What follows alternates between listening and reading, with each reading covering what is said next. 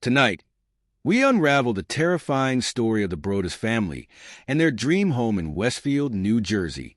What was supposed to be a peaceful haven quickly turned into a nightmare when they began receiving disturbing letters from someone who called themselves the Watcher.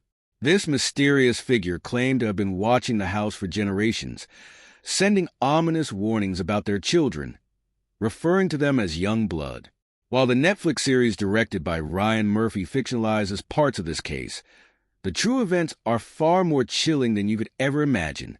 Dare you uncover the secrets lurking within the walls of this cursed home? Beware, because the Watcher might be watching you too. The picture-perfect family moves into their dream home, only to find that they've actually entered a nightmare, a horror staple as old as time. Recently, Netflix released a new series from the man behind American Horror Story, Ryan Murphy, based on the real-life case of the Brodus family. Their new home is 657 Boulevard, Westfield, New Jersey, and someone who claimed to be the protector of their new home, a figure that referred to themselves as the Watcher. The Netflix miniseries is a heavily fictionalized version of the events that took place in this house, but as is often the case, the real story is just as terrifying. It's worth thanking Netflix and Ryan Murphy. Some of us have been watching this case for a long time now, and it's so nice they have brought us a whole bunch of young blood to join the investigation. So, without further ado, let's find out what actually happened and dive into the true story of the Westfield Watcher. We've met before, haven't we? Met. It's your house. Don't you remember? No, I don't. Are you sure? Of course. As a matter of fact, I'm there right now. June 2014. Derek Brodus stood alone in the huge 6-bedroom house he had recently completed the purchase of. It had been a long evening of painting for the 40-year-old family man. He paused for a moment and took it all in. The house needed a fair amount of work before his family would be able to move in, but this was it. This was their forever home. It's something of a cliché, but this really was the Brodus family's dream home. Maria, Derek's wife, had grown up in Westfield, her childhood home being just a few blocks away from 657 Boulevard. Derek, born in Maine, had grown up in a working-class family, but worked his way up the ladder at a New York-based insurance company, and he was now making enough that the family could begin living a more lavish lifestyle. Despite the work that was needed, 657 Boulevard was certainly lavish, costing the family around $1.3 million. But after 3 different homes in recent years, this was a place Derek could see them staying as they raised their 3 children. It was a beautiful neighborhood and rated as one of the safest in America. In his visits to the property, Derek got the feeling of a tight-knit community, a sense that everyone looked out for one another. This was a nice neighborhood, and it was in everyone's interest to keep it that way. What better place to raise a young family? Derek decided to take a step outside to breathe in the fresh evening air and get away from the paint fumes for a bit. He strolled down the garden path out front to the mailbox. He found a few bills already.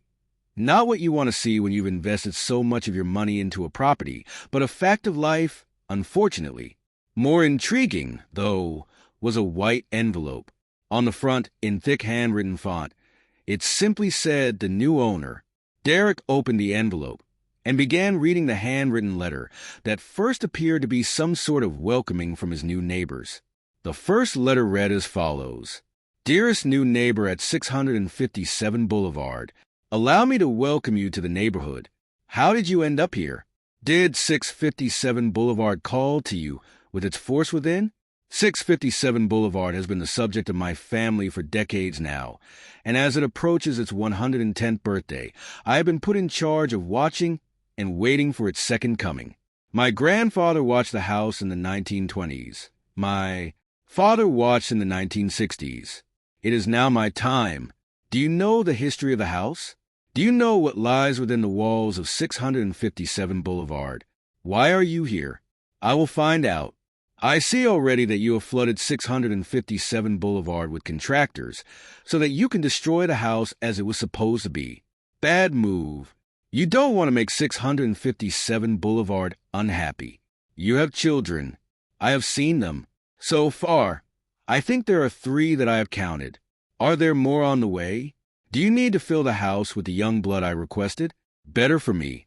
Was your old house too small for the growing family, or was it greed to bring me your children? Once I know their names, I will call to them and draw them to me. Who am I? There are hundreds and hundreds of cars that drive by 657 Boulevard each day. Maybe I'm in one.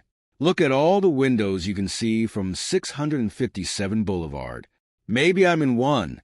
Look out any of the many windows in 657 Boulevard. As all the people who stroll by each day. Maybe I am one. Welcome, my friends. Welcome. Let the party begin. The letter was signed, The Watcher. Derek was understandably freaked out. His family had all been at the house earlier that week. Derek and Maria had been chatting with their new neighbors while their 3 children, aged 5, 8, and 10, played in the backyard with some of the local children. Had this person been one of the neighbors they had spoken to? The letter seemed far too dark and weirdly formal to have been one of the children playing a prank. Or had someone been watching them? Was someone watching him right now as he read this letter? Derek rushed back into the house and quickly switched off all the lights so no one could see in. After taking a moment to regain his composure, Derek contacted the local police. An officer came to the house and asked Derek if he had any enemies. Nothing came to mind for Derek, but if he didn't have any enemies before, he certainly appeared to have one now. Later that night, Derek returned to his family, who were staying at their house a short distance from 657 Boulevard. A line in the letter had stood out to Derek. I asked the Woods to bring me young blood, and it looks like they listened. He decided to contact John and Andrea Woods, the couple that he had purchased the property from, and asked them if they had experienced anything similar. They had lived in the house for over 2 decades and said they had never received any letters like that. That was until just a couple of weeks before they moved out.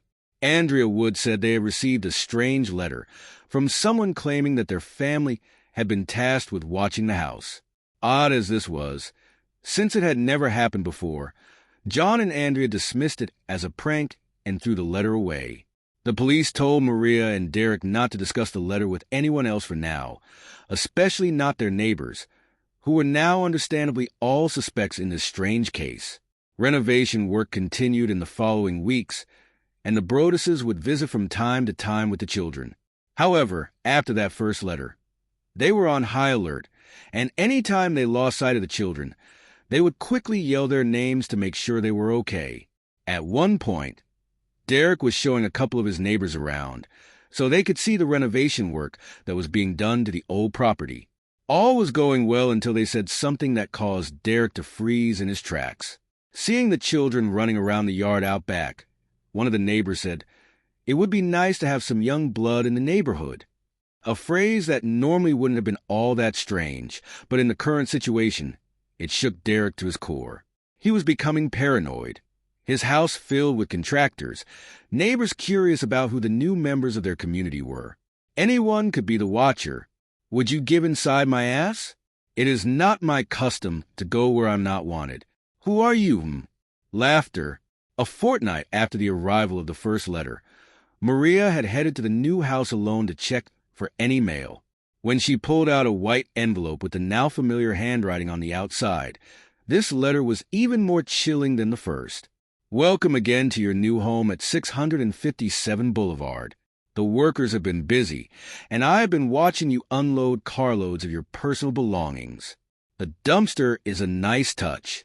Have they found what's in the walls yet? In time, they will. The letter went on to refer to the family by their surname, the Broaduses, although it was misspelled, implying the Watcher may have overheard it. More disturbingly, the Watcher referred to the names and nicknames of the children. I am pleased to know your names now, and the name of the young blood you have brought me. You certainly say their names often. It went on to describe one of the children as the artist of the family, as the Watcher had seen their daughter painting on an easel inside the enclosed porch of the property, an area that could be viewed if someone was in the yard. 657 Boulevard is anxious for you to move in. It's been years and years since the young blood ruled the hallways of the house. Have you found all the secrets it holds yet? Will the young blood play in the basement, Or are they too afraid to go down there alone? I would be very afraid if I were them, far away from the rest of the house. If you were upstairs, you would never hear them scream. Will they sleep in the attic, or will you all sleep on the second floor? Who will take the bedrooms facing the street? I'll know as soon as you move in.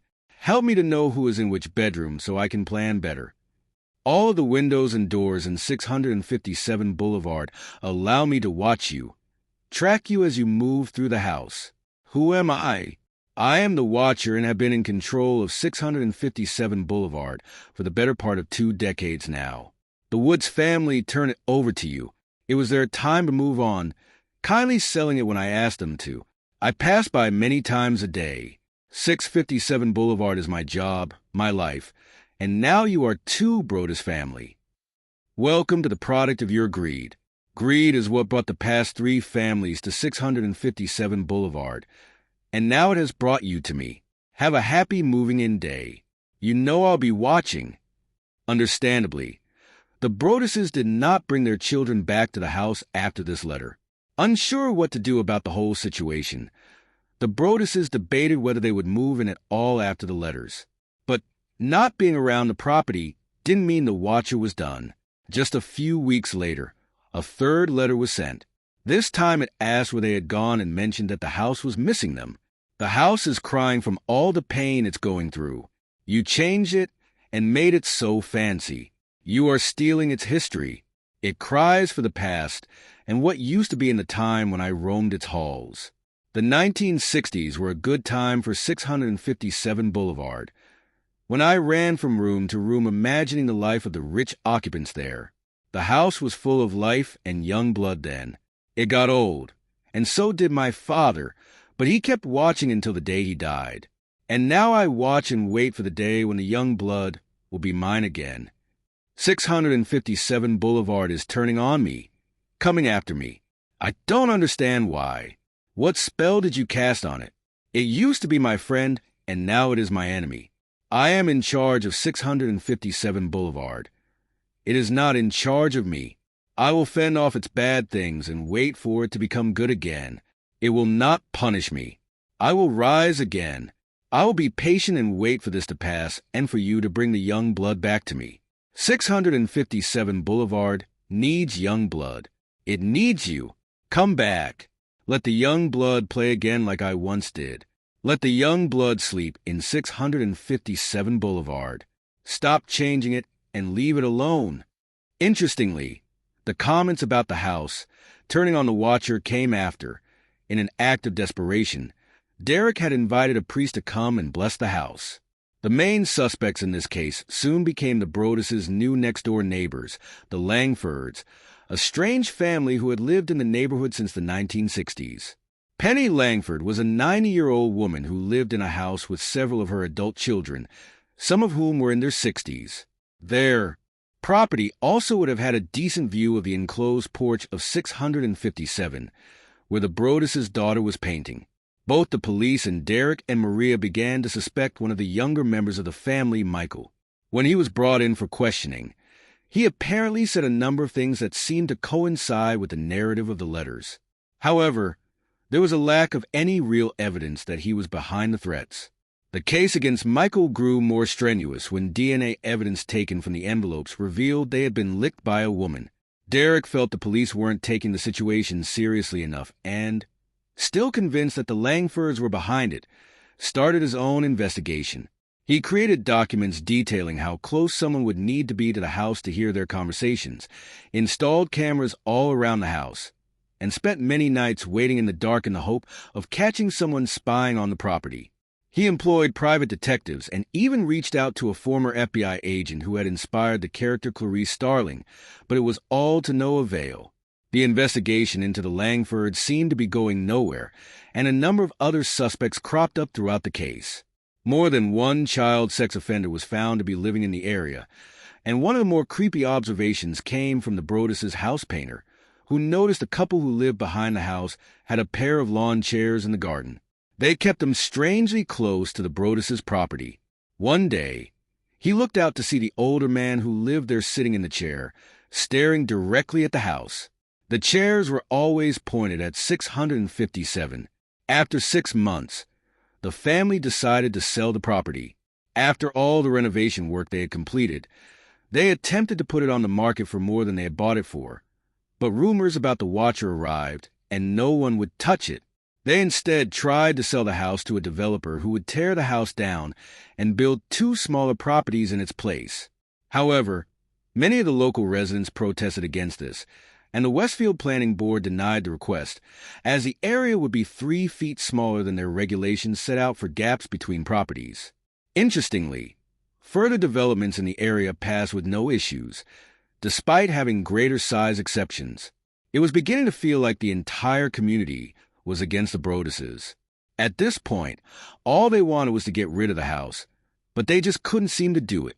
Some even accused them of being con artists, attempting to create a scary story in a bid to get a movie deal. Finally, Derek was able to find a family who was happy to rent the property under the condition that if they were to receive a letter from the watcher, they could get out of their lease.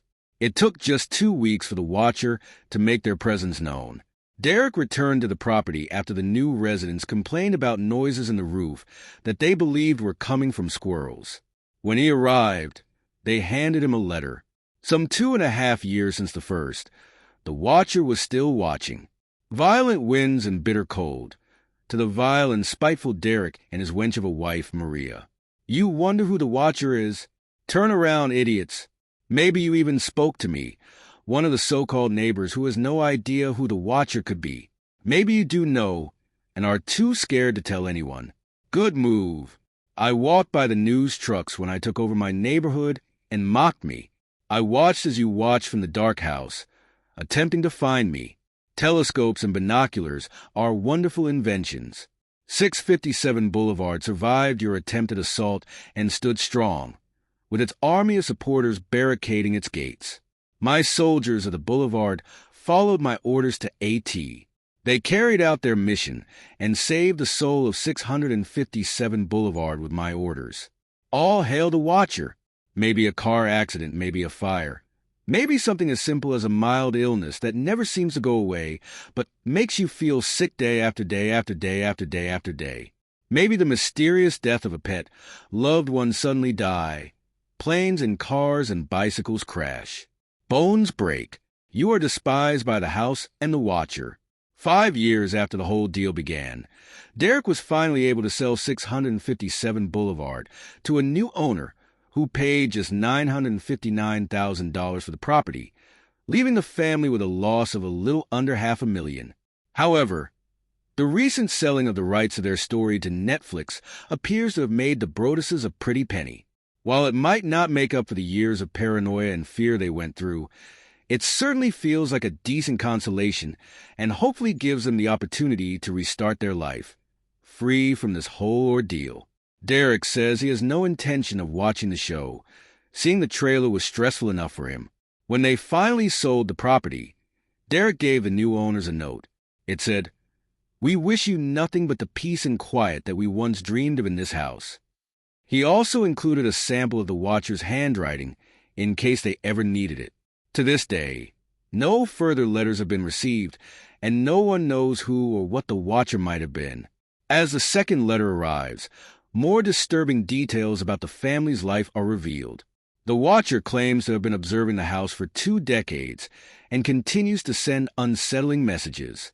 Despite involving the police and hiring private investigators, no concrete evidence is found. DNA from the envelopes points to a woman, but the investigation hits dead ends. After 6 months of fear and unrest, the family ultimately decides to sell the house, hoping to escape the haunting memories. This story serves as a chilling reminder of the mysteries that life can bring, and we hope you felt the suspense we aim to share. If you enjoyed this tale, please give it a thumbs up, share the video, and leave us a comment letting us know your thoughts. Don't forget to subscribe to Midnight Shadows so you won't miss any spine-chilling stories in the future. Thank you for watching.